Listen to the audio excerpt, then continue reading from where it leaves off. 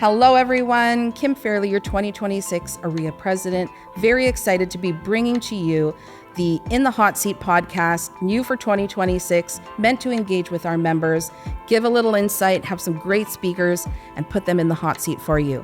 So with that, let's get started.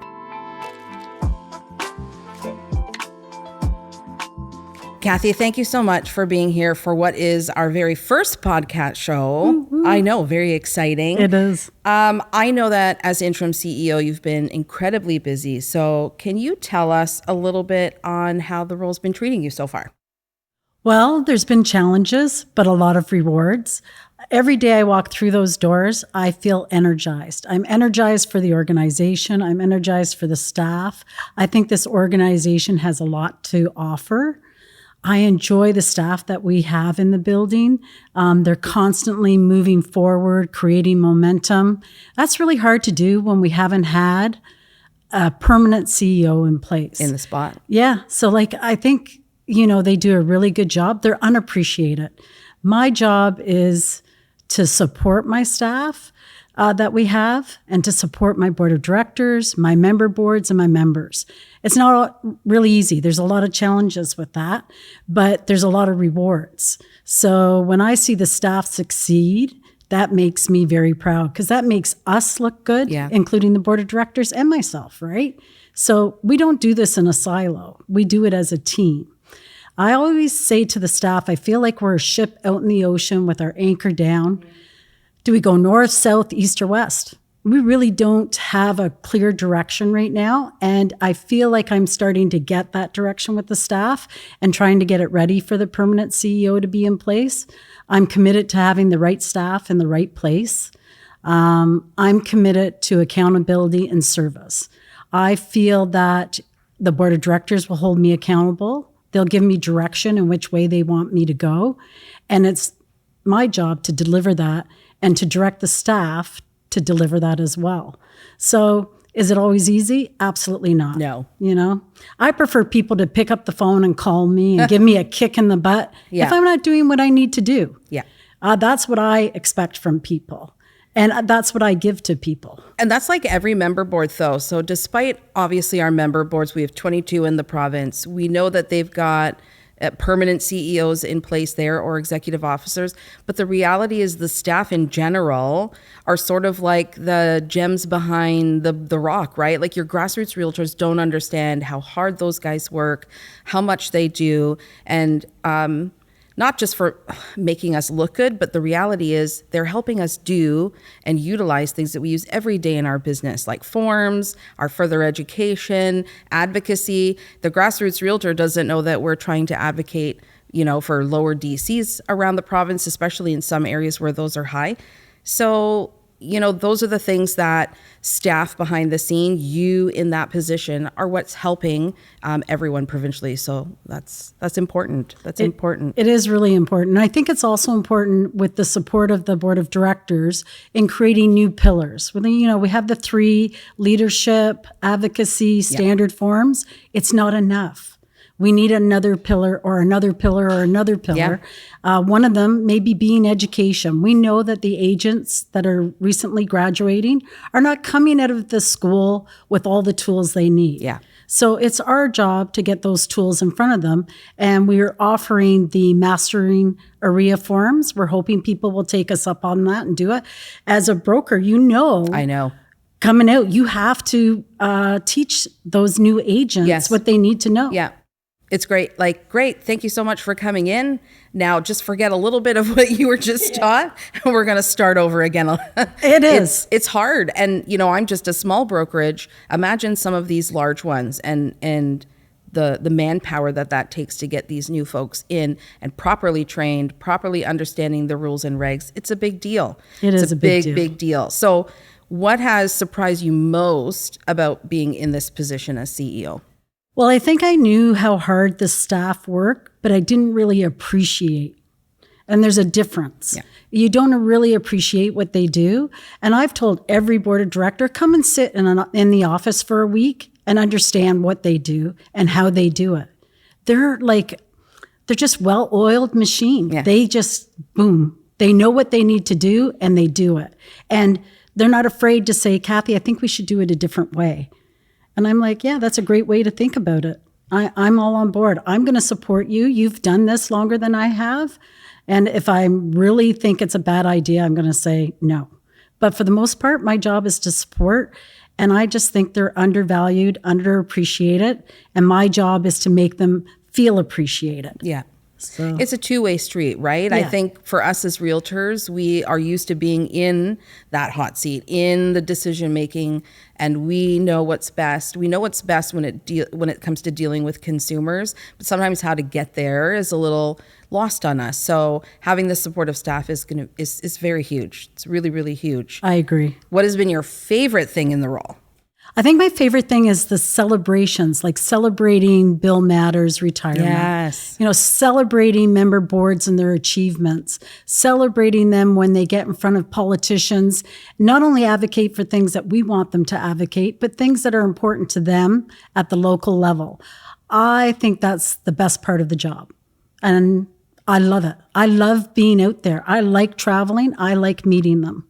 It's really nice to go out and meet, I'm going to say grassroots realtors a lot, but these are the folks that are there just every day working to serve their community, serve their constituents for the most part, and that's where you tend to learn a lot, and you just get a different perspective from the one that you're used to. For me, it's like, I've got my nice little bubble up in Northern Ontario, and it's wonderful. But like being down here is great because you just learn off so many other people, and it sort of feeds into that, attitude of, I just go back re-energized typically when I go home. Yeah. So that's really cool. And it's really nice to see member boards and us working together instead of always being apart. I think it's really important that, we work with them to get what they want done, but also for our initiatives to flow through them. Yeah. Agreed. So that sort of leads into my next question and why we wanted to start this hot seat with the president, the fun podcast. And it's just another way to reach our 100,000 realtor members within the province. And I want to ensure that no matter where they live, that they feel engaged with OREA. So what do you think Ontario realtors want to hear about right now? Well, I think Rico. Listen, the administrator, he's going through a large reforms. He's just put out a paper again on, I think it was the end of March. He's also put out another one just last week. So I think we all want to see what he does and how he does it. I don't think we're going to agree with everything he does, but I do think he's made meaningful progression. Yeah. And I'm kind of proud of some of the direction he has taken to date. Yeah. It's a hard position to be in after so much scrutiny, there's so many concerns with what's happening. And I think he's taken the bull by the horns and really put his best foot forward to make the change, right? I agree. And we also want to mention Cowboy Nathan Morissette. Yes. Him and his standard forms. I went and I've watched him more than once do his little speech up there and give out his little prizes. Yes. And I think he really engages the members. And I think they always come away with that they've learned something. Yes. And I think that's what it's all about, right? It is. It really is. And to give, our own members the opportunity to become that realtor and resident, is a lot of fun to watch them sort of rise and elevate, and also be able to meet, members from outside of their area where they typically would serve. We have, in addition to Nathan, we've got great speakers also who help with the standard forms presentations, which is great. It is. And not just standard forms, our education that we put on. We have great speakers all around. And we always encourage our members, bring your name forward if this is something you want to do. Yes. And you're knowledgeable. Yes. Bring us the idea. We would love to engage. Who would you like to see at this table as a potential speaker? So I'd like to see Jean Lepine. Yes. But I honestly would also like to see I'm going to say this, John D. Michelle and Kevin Krieger at the table together. Yes. Because I think they're the largest board. I'd like to know what they're working on and what they see we can do. And then I'd like to see the smallest of boards come to the table. Maybe not just one, but a few of them. Yeah. I think we don't appreciate our executive officers or our chief executive officers enough and the ideas that they bring to the table. So I would really like, of course, my own past board. I'm no longer a member of a board, but Wendy Drew, I'd love to see her at the table. Andrea, I just would like to hear what they have to say. So I think you have a lot of potential in what you can do with this. And when the new permanent CEO is hired, obviously, that would be boom. So aside from the video series that we're doing here, we know that we've got a lot of exciting initiatives and engagements coming up for the members of the province. So what are you most looking forward to this year? I'm looking forward to the initiative that you've put forward to the staff, and that's the Reconnect Summits. Yes. I mean, so exciting. What a great opportunity for grassroots realtors, opportunity to learn. I'm just really excited about that. I'm also excited about maybe having some new partnerships. And we have some things underway that we can't really talk about right now, but the partnerships are exciting. Little tidbit. Yes. Little tidbits here and there. Yes. They're coming. Pay attention. Yeah. The reconnects are really exciting because, as you know, reality, we sort of put that as a halt. The engagement provincially was hard for them to come in. We were just also coming out of sort of COVID times and things like that. This really brings it back to local areas, local involvement in those summits to involve what is it that your area is looking for to help, what courses or what education can be brought forward for rural. You and I both serve rural communities on top of an urban small city. So, wells and septics and all of those things in between, deeded shorelines, those are great for us, maybe not so much for the GTA or other cities that are, not having those things around them. So the reconnects are great to have extra education built in for realtors at a minimal cost. I agree. And I remember the old school emerges. One of the first things I did as a new realtor was go to an emerge. What a fantastic time to learn, right? And connect with other people in my community that sell real estate. Yeah. Because with COVID, we don't have the belly to belly. Now these will bring that back. Yes. Where we get an opportunity to sit beside someone and learn a little bit about them. So when you're doing a deal with that person, now you know who they are. And we've made it this time around where it's not like, hey guys, we're coming and dropping in the middle of your city. We're really involving the member board where that location for the summit is happening to ensure they're telling us what's going on. The last thing we want to do over here is step on a member board's toes. So It's been really great to engage with those member boards where those summits are happening to make sure that they're having their input put in to best serve their members, right? Absolutely. Yeah.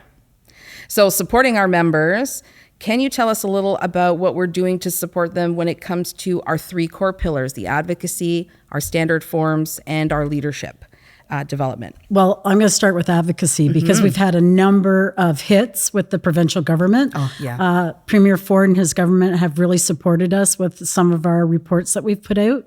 I'm really excited about the development charges and the HST rebate. Yeah, huge. Yeah, huge. You could save $130,000 potentially.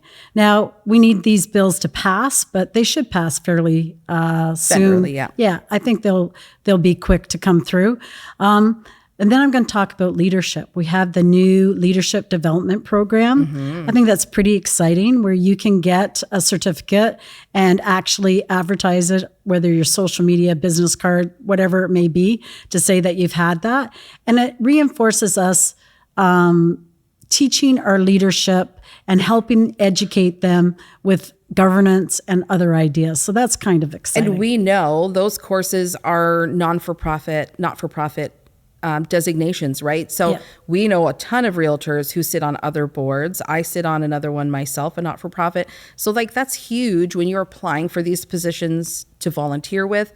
That designation could make or break potentially. So it's really cool that we've we've implemented that here. Yeah, I agree. Like I sit on the Gleaners Food Bank. I mean, everything that's taught in those courses are relevant to the table around there. Yes. And I would promote my members to actually take some of those courses because they didn't know the answers to a few things that I did. And I take that because of the courses and the education I've had. So Yes.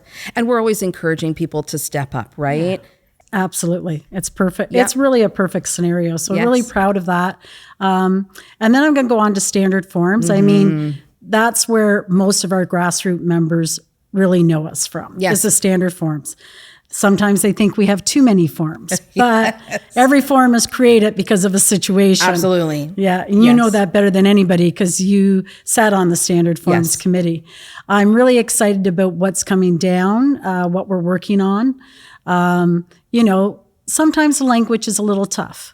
So trying to bring it down into plain language so our consumers and clients understand what we're actually saying. Yes. And that the agent actually knows what they're saying, I think is a win-win. Yeah, because we know legal has gray area, right? So we could both be right in the definitions within how we're explaining an agreement of purchase and sale, for example, and we're both right, but both paths could lead this way, potentially. So I think definitely standard forms is going to be working really hard. There's our staff again. Yeah, exactly. Working really hard to sort of make those plain language, which would be in compliance with trust as well, right? They're asking for that as well. Yeah. Awesome. We've certainly got a lot on the go, but I do want to shift gears a little to be a bit more fun. Okay. So I know that you and your hubby, Bruce, are avid campers and RV adventurers. We heard a little bit about what you were doing this weekend. So do you have any more camping trips planned? I do. Charleston Lake. We're there for 23 nights, so I should be able to hit a few weekends. Yeah, little rest and relaxation. Yeah. And it's my favorite park, so I'm really, really excited about that.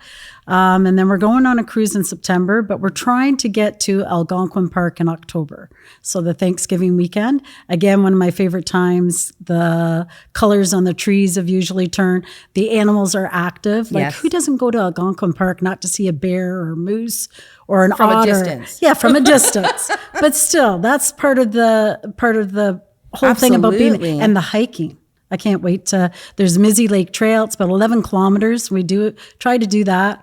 We haven't been able to do it because we've had a dog. Unfortunately, our dog passed away. So now this year we'll be able to do that trail. And the last time I did it, I saw a moose in the water. I saw a wolf, a bear, and lots of birds and snakes. Ugh. Yeah, we can avoid the snakes. We can avoid the snakes. Nope ropes. Don't like them.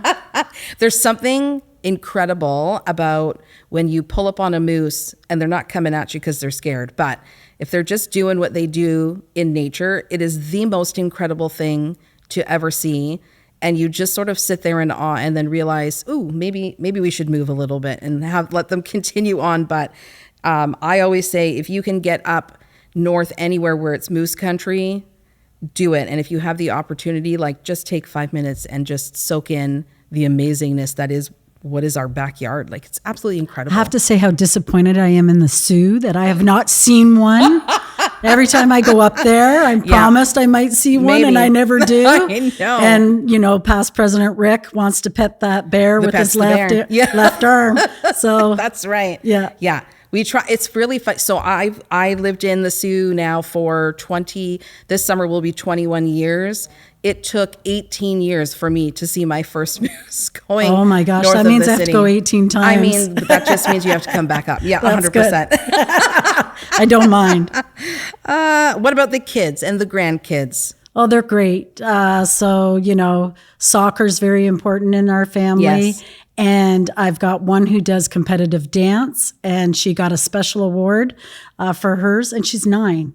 So very nice. I love being around my grandchildren. I have 2 that are homeschooled, but they do in the forest, a weekend on in the forest, and they get quite the education, and they help the community out. They're in a really small town. They run the cinema.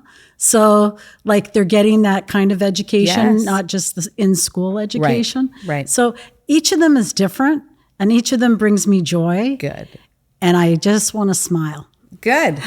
Yes. Well, at the same time, you're like, okay, it's time for alone time, maybe. Oh my God, their two oldest are 16 now. So the youngest are 10, or no, there's one that's 7. Yeah. So it's quite the experience to go from one end to the other. Yes. One's starting to learn to drive. The next one's going to be learning to drive at the end of Yes. June. Isn't it crazy when it hits the stage of driving? It You're is. like, where did all the time go? I don't understand. It is. It truly is. Yeah, especially when it's grandbabies. Oh, I know. Yeah. Yeah. Yeah. Even now, I've got like my great nephew and my great niece who's just wee. But like, I can't believe I'm even at that stage. It's like, where did time go? Yeah. I have no yeah. idea. You Flew. kind of become unimportant when they get to teenage Yes. years. Yeah. It's like, yeah, hey, grandma. Yeah. Nice seeing you. Yeah. Got to go. My friends are calling. Yes. That's right. Can I borrow your car? Yeah. That hasn't happened yet. I'm Yeah. waiting for that. Very good. Very good. So fun stuff Okay. that we're going to do to end each of these podcasts off in the future. So you're the first one. Okay. I don't know what we're going to call it. Fast 5, the hot seat sizzle, 10-second sizzle. I don't know what it's going to be called. We'll think of something fun, but we're just going to do some rapid fire questions and see how you do with those. Okay. It's fun. It's Okay. fun. Okay. What's your favorite snack to eat around the campfire? Oh, s'mores. Always. Yeah. Yeah. Got to have that sticky marshmallow. If you weren't involved with hockey, because we all know you're a huge hockey fan, what sport would it be? Well, many might not know this, but I was a really big soccer player. Very nice. Played soccer in university. Body might not show it now, but I had a lot of fun. I was a fullback, which is defense, slide tackling. Best part of the whole job. Oh, look, we're going to see FIFA's coming into town. Maybe we'll do some runs. Yeah. Doubt it. What is your go-to karaoke song? Well, anyone who knows me knows I should never do karaoke. But if I had to, I would choose Shania Twain and You're the One. Very nice. If you had to star in any movie, which one would it be? Blindside. I just love Sandra what a Bullock in good that movie. whole movie. The story. Yeah, and it's the story, family. Love it. Yes. If you had to pick a brand new hobby tomorrow, what would it be? It's not brand new, but I'd like to be better at kayaking. So we kayak when we camp, but I haven't had a lot of opportunity because I've been busy. Yep.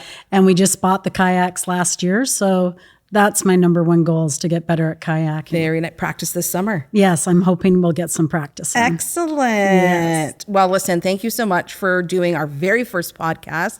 Very excited for this to come out, for the members to see you just a little bit more and what you do, especially in this role. So thank you so much. Thank you for having me.